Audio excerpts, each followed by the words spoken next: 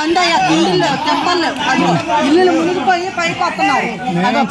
అయ్యా నోరు లేని పెట్ట అడుగు అయ్యా నీకేం కావాలి ఇక్కడ అడుక్కో చెప్పయ్యా చెప్పని పాపం తెలియదు నోరు లేదు అయ్యా. అయ్యా ముందు చెప్పండి అసలు నువ్వు నీళ్ళకాయ తడికి ఇది తగ్గేదాకా ఇస్తాడా? బియ్యం లేదు, బండలు లేవు, ఏమీ లేవు, ఎలా బతుకుతారు ఏంటి నీళ్ళతో ఎప్పటి వరకు బతుకుతారయ్యా? బాబు ఇటు చూడు, నీళ్ళతో ఎప్పుడు బతుకుతారు చెప్పండి ఒకసారి. వదిలే ఏం మాట్లాడవే చెప్పు, అది పైకి వెళ్తేనే కదా మనకి ఏదైనా పట్టించుకుంటారు. చెప్పండి ఇట్లా ఈ విధంగా బాబు. అది పసిపిల్లలు పిల్లలు చూపి పసిపిల్లలు పాలు లేవు ఏమీ లేవు. ఈ రోడ్ల కంటేనే రావట్లే ఏం కడుతుందో అర్థం కావాలి.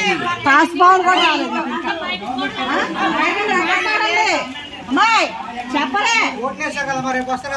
ఏం మాట్లాడా ఓట్లు కట్టి వస్తున్నారు, చాలా పడుతున్నారు. ఇలాంటప్పుడు రారా ఏంటిది ఏమందుతున్నావు? ఎక్కడి నుంచి అందించేసి పారేసి నీళ్ళలో వెళ్ళిపోతే సరిపోయిందా? ఎవరికి రావద్దా? ఎంతమంది పిల్లలు అల్లాడిపోతున్నారు, సందులు ఎవరు రావట్లేదు. రావాలా? ఎంతవరకు పడతారయ్యా ఈ బాధలు? కనీసం ఉన్న ప్రభుత్వం ఏం చేస్తుంది ఏంటి? ఓట్లు ముద్దలు కుడితే సారా ఎన్ని ఓట్లు వచ్చినాయి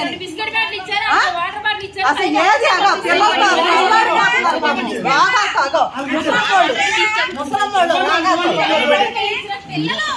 అసలు పిల్లలు పసి పిల్లలు నలుగురు ఐదుగురు ఉన్నారు. ఎంతమంది ఎన్ని అని పడతారయ్యా? ఆ ఇంట్లో పసి పిల్లలు ఉన్నారు. అది ఆ గదిలో వాళ్ళు వీళ్ళు అని ఉంటారు. ఏది అసలు నేను ఆడాలి పడిపోతున్నారు. కొట్టుకుపోయిన వాళ్ళు ఎంతమంది, చచ్చిపోయిన వాళ్ళకి ఏం చేస్తారు, ఉన్న వాళ్ళకి ఏం చేస్తారు? అక్కడక్కడే దోసుకొని తీసుకొని వెళ్ళిపోతాం. ఉన్న వాళ్ళకి ఏమిస్తున్నారు? మీ పోటాలు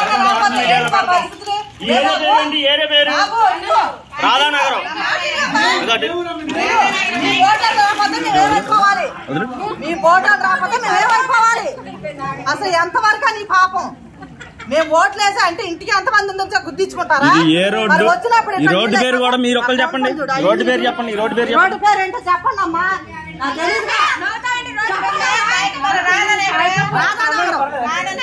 రాధానగర్ రోడ్డు ఆడేమో తగలబడినాడో మాకు తెలియదయ్యా.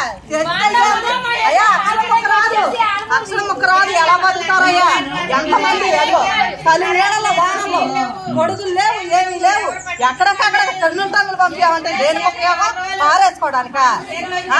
యూత్ అందరూ వాళ్ళందరూ కలిసి చేసింది తీసుకొచ్చి సందులో కూడా. అవును ఇట్లా 2 బాటిల్ సరిపోతాయా? అదే అవును.